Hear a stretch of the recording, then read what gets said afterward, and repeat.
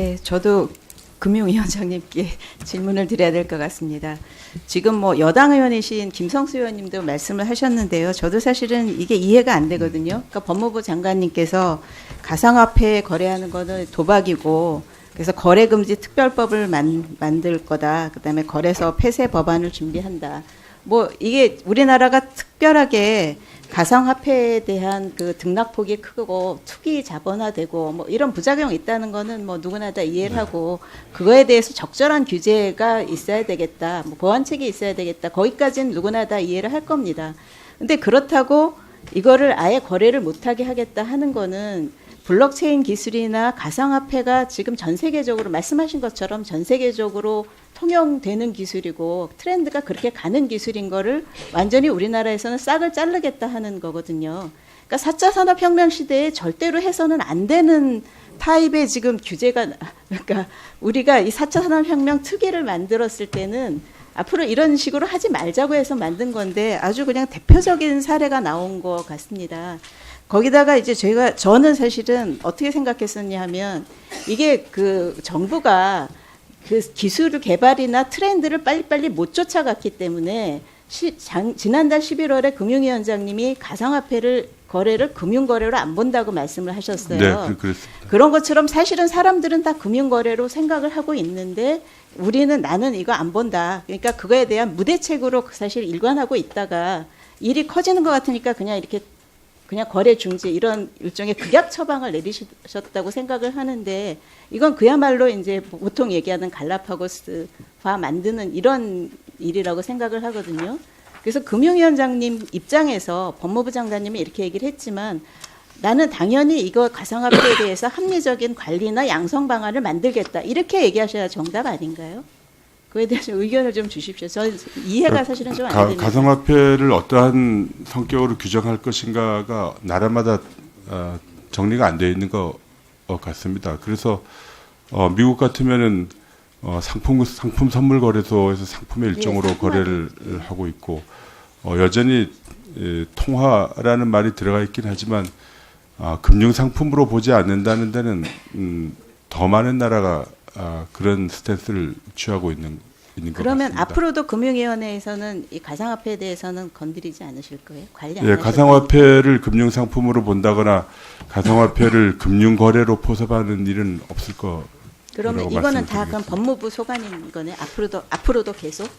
아닙니다. 이 부분은 가상화폐라는 게 이제 출연한 지는 비록 몇 년 됐지만 작년 한 중반부터 이렇게 크게 과열된 거래로 또 여러 가지 부작용을 비롯해 부작용이 나타나고 있어서 아직 그에 대한 그 규율 체계가 제대로 마련이 전혀 안 돼 있습니다. 그러니까 어느 부처 소관인 어느 한 부처가 전담해서 맡을 수 있는 문제가 아닙니다, 아직은. 그래서 그러한 규율 체계를 마련하는 것부터 그런 규율 체계를 마련하는 것도 앞으로 그 법안을 만든다면 포함될 것으로 보입니다. 그러니까 이제 그런 규율 체계 만드는 것부터 이렇게 준비를 해 나가겠다. 범부처적으로 협의를 해서 준비를 해 나가겠다고 하시는 거하고, 우리 소관이 아니더라고 하는 거는 좀 다른 거 아닙니까? 네, 근데 의원님 걱정하신 것처럼 아까도 말씀드렸고, 이 블록체인 기술의 발달을 저해하는 일은 없도록 하겠습니다. 저희도 전문가들하고 많이 얘기를 해봤습니다만, 이 가상화폐 거래를 규제한다는 것이 블록체인 기술의 발달을 저해하는 것으로 이어지지는 않는 걸로 다 파악하고 있습니다. 예, 제가 다른 장관님께 또 질문이 있으니까 다음에 다시 질문드리겠습니다. 산업통상자원부 장관님께 말씀드리겠습니다. 사실은 저희 그 5대 신산업 분야 투자 계획 이런 거를 보고 자료를 주셨어요. 근데 이제 저희 공청회에 나오셨던 분들 의견이 그 자료를 보셨는지 모르겠는데, 이렇게 기존에 하던 그 4대 신산업 분야에 투자를 하는 거는 사실 대기업 위주잖아요. 그럼 대기업이 다 한 거에 정부는 숟가락 올려놓는 그런 정도. 1분 더 주십시오. 그보다는 그 모든 기업이나 전반적인 산업체가 혁신 모멘텀을 가질 수 있는 그런 방향으로 정책 기조를 바꿔야 된다, 이런 지적이 있었습니다. 근데 보고 자료는 그렇지 않았거든요. 혹시 그런 쪽에 계획이 있으신가요?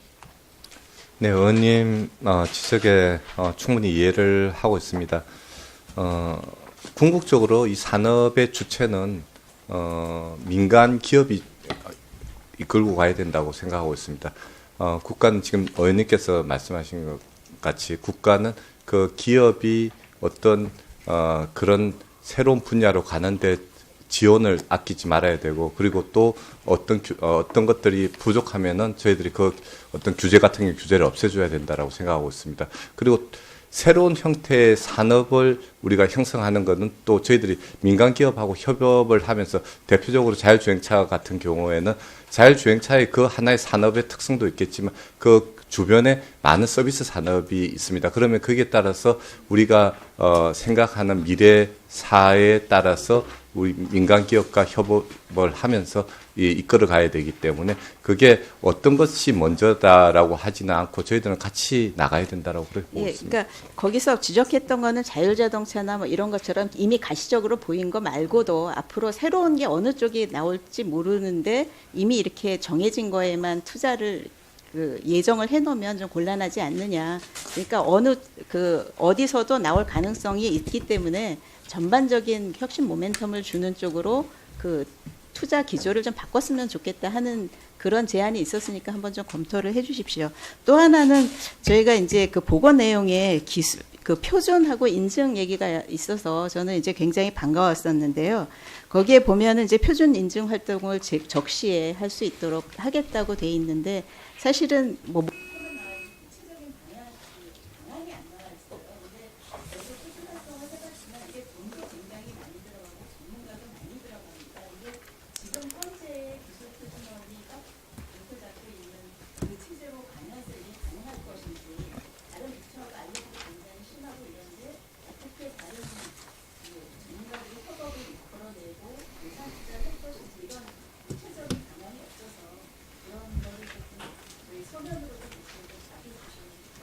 네, 간략하게 질문에 대한 답변을 해드린다면은, 만약 자율주행차 같은 경우입니다. 자율주행차 같은 경우, 이 센스하는 기술, 그리고, 자동차와 자동차 간의 IoT 사물 간의 연결, 이런 것들은 나중에 앞으로, 자율주행차 같은 경우에는 굉장히, 저희들이 레고 타입으로 만들 가능성이 굉장히 높습니다. 그래서, 소량 다품종 형태로 가게 되면 어떻게 보면 이제 배터리라든지 어떤 소자들이 이렇게 어셈블 되는 그 조립되는 과정에서 표준하고 규격이 돼야 된다라고 생각하고, 그런 것들은 앞으로 전 세계적으로 이게 어떤 표준을 선택하느냐에 따라서 그 나라의 산업의 또 흥망도 같이 성세가 같이 한다라고 저희들은 보고 있습니다. 그래서 산업부 같은 경우에는 이제 저희 실에 이제 국표원이라는 조직이 있기 때문에 그게 전반적인 산업의 표준화뿐만 아니라 전 국제 간의 표준화를 저희들이 좀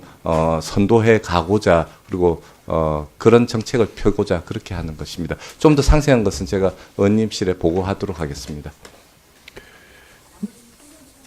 네, 신영현 의원님 수고하셨습니다. 다음에는 존경하는 김세현 의원님 질의하시겠습니다.